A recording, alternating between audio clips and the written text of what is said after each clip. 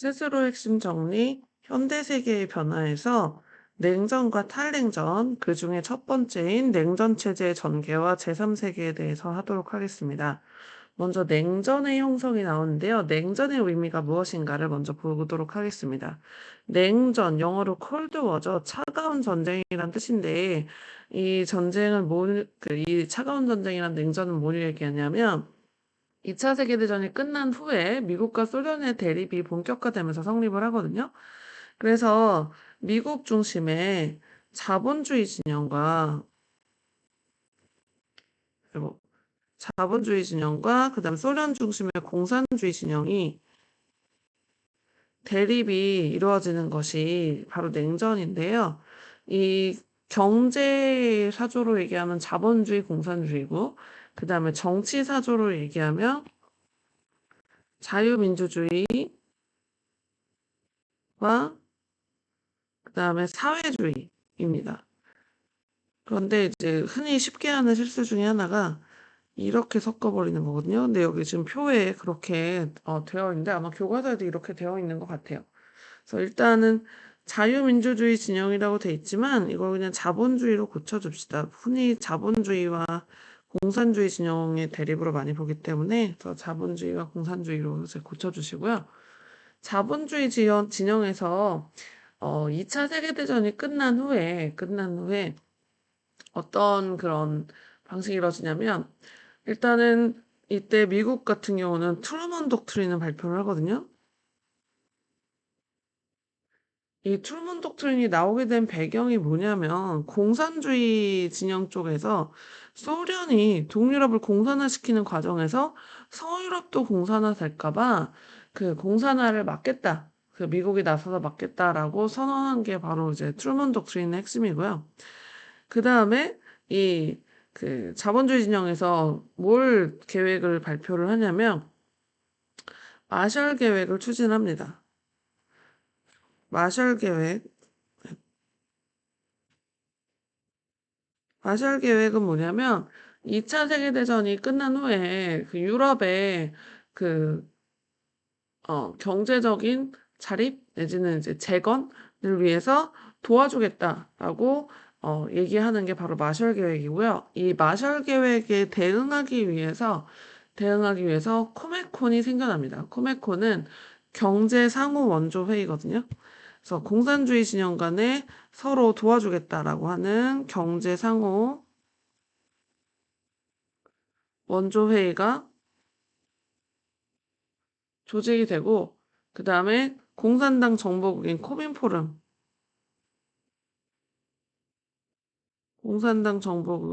코민포럼도 조직이 됩니다. 그래서 이렇게 생겨나죠.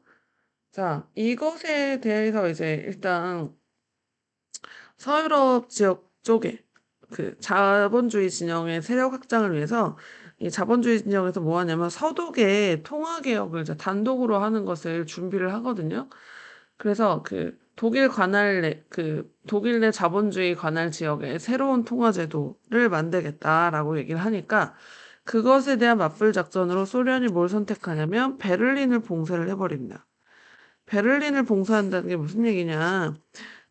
독일을 나눠서 가지잖아요. 이렇게 동독, 서독, 여기는 자본주의 진영, 여기는 공산주의 진영 나누는데, 그 중에 베를린도 서베를린, 그러니까 동베를린 이렇게 나눈단 말이에요. 그래서 여기가 이제 동베를린이고, 여기 서베를린인데, 그, 지금 서베를린은, 그리고 확대해서 본다고 치면, 서베를린은 아까 여기 지도상에서 봤을 때 기억나시는지 모르겠지만 베를린도 이 동독 안에 가운데 있거든요. 그 중에서 이제 서독, 동독 이렇게 나눈단 말이에요. 그래서 이 서베를린은 동독 안에 있는 섬과 같은 존재로 있게 되는데 그 서베를린을 봉쇄를 해버린 거예요. 그 서베를린이 뭐, 식량이라든지 그 각종 물자들을 이쪽 서독 쪽에서 이제 그 육로로 조달을 받았는데 그 조달을 못 받게 여기를 막아버리는 거죠. 봉쇄를 해버리면서 그래서 그 경제적인 보복 조치 네, 일환으로 이제 베를린 봉쇄를 하게 되는데 그래서 이런 베를린 봉쇄를 겪게 되면서 이렇게 공격을 당할 경우 공산주의 국가에 의해서 자본주의 진영 쪽 국가들이 공격을 당할 경우 그걸 군사적으로 도와주는 기구를 만들자라고 해서 만든 것이 바로 여러분이 알고 있는 나토입니다. 북대서양 조약기구죠. 북대서양 조약기구가 이때 창설이 되고요. 이 북대서양 조약기구에 대응하기 위해서 공산주의 진영에서 만든 기구가 바로 바르샤바 조약기구, 일명 WTO라고 하는 것이 1955년에 결성이 되죠. 그래서 이렇게 서로 자신들의 영향력을 키우기 위한 그런 경쟁을 하게 되는데 이런 냉전이 더 심해지는 그 과정은 뭐 6.25 전쟁이나 뒤에 이제 베트남 전쟁도 다시 뒤에 얘기할게요. 그래서 어쨌든 이 냉전 과정 중에 독일이 완전히 이제 분단이 됩니다. 베를린 봉쇄 이후에 서로 그 자유주의 진영을 표방한 서독과 공산주의 진영을 표방한 동독이 완전히 분단돼서 이제 서로 다른 정치 노선을 이제 표방을 하게 되죠.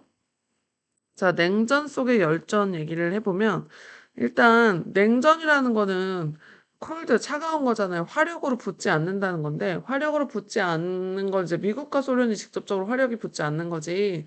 그 냉전 진영, 그 자본주의 진영과 사회주의 진영 간의 싸움이 없었던 건 아닙니다. 그 싸움이 없었던 건 아닌 게 국지전이 계속 전개가 되거든요. 그 대표적인 게 바로 우리나라에 있었죠. 6.25 전쟁입니다. 6.25 전쟁이 2차 세계대전 후에 한반도 내에서 공산주의 진영과 자본주의 진영이 이념 대립해서 싸우게 되는 거거든요. 그래서 공산주의로 대표되는 북한이 남침해서 시작한 이 전쟁은 동아시아 지역의 냉전을 더 격화시켰던 국지전이었고요. 그 다음에 두 번째 국지전은 바로 베트남 전쟁입니다. 이 베트남 전쟁은 제네바 협정 이후에 북베트남, 남베트남으로 분단되어 있었던 베트남이 그 전쟁이 이제 벌어지게 되는데 이 전쟁이 벌어지게 돼서 미국이 참전을 하게 되죠. 자본주의 진영을 도와줍니다. 그래서 미국이 참전하게 됐는데 전쟁이 길어지면 길어질수록 미국이 너무 부담이 큰 거예요, 경제적으로.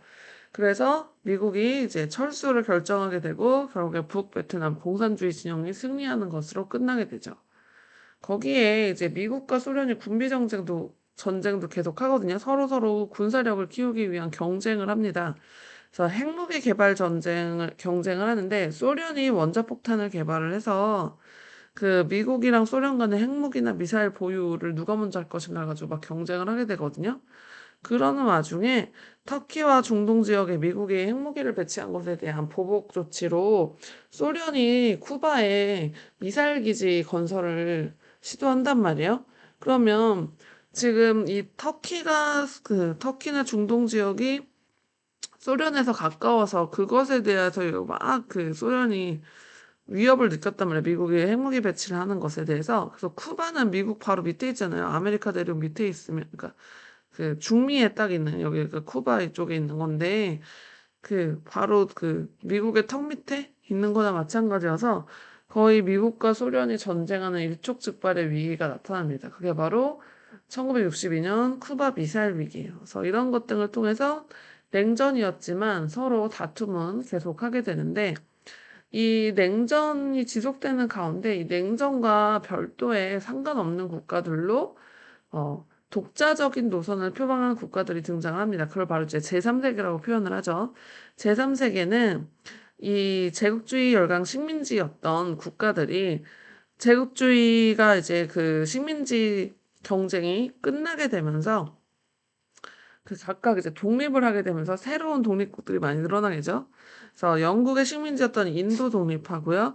그 다음에 영국, 프랑스, 뭐 네덜란드나 뭐 스페인과 같은 유럽 여러 국가들에 의해서 그 식민지였던 나라들은 이제 인도네시아와 독립이 됩니다. 그래서 아프리카는 아프리카의 해에만 그 독일, 아까 17, 그 아프리카의 해에만 17개국이 독립을 하게 되거든요. 그래서 프랑스하고 전쟁에서 승리한 알제리도 독립을 하게 되고, 그래서 이렇게 식민지가 동남아시아, 아프리카, 남아시아와 같은 이런 지역에서 그 독립을 해서 신생 국가들이 엄청나게 생겨나게 됩니다. 그래서 이 신생 국가들은 냉전 체제에 편입을 하지 않는 경우가 많이 있었거든요. 그래서 이렇게 냉전 체제에 편입되지 않는 국가들의 모임을 뭐라고 표현하냐면 제3세계라고 표현을 합니다. 그래서 아시아, 아프리카 신생 독립국들이 비동맹 중립 노선을 추구하게 되면서 그 냉전 체제에 이제 편입되지 않는 국가들처럼 이제 얘기가 되는데, 이 제3세계의 그 협력을 도모하는 회의는 콜럼보 회의, 반동 회의, 제1차 동맹회의가 있습니다. 콜럼보 회의는 이제 인도 네루하고 중국의 저우언라이가 평화 5원칙을 발표를 하게 되고요. 그 다음에 반동 회의에서는 중국이죠. 반동에서 모여서 29개국 대표가 모여서 평화의 10원칙 제시합니다. 그래서 그러니까 그 2차 세계대전 이후 너무 그 평화를 위한 뭐 대서양 헌장이나 뭐 이런 노력을 그 강대국 위주로 했는데, 이제는 이제 제3세계 위주로 발표를 하게 된 이제 평화 10원칙에서 반동회의도 발표를 하게 되고요. 그 다음에 티토 네로 나세르가 비동맹 국가의 협력을 다짐하고 결속을 강화하는 제1차 비동맹 회의가 1961년에 있었습니다. 그래서 여기까지가 제3세계에 대한 설명이었고요. 자, 그래서 스스로 핵심 정리, 냉전 체제 전개와 제3세계는 여기까지 마치도록 하겠습니다.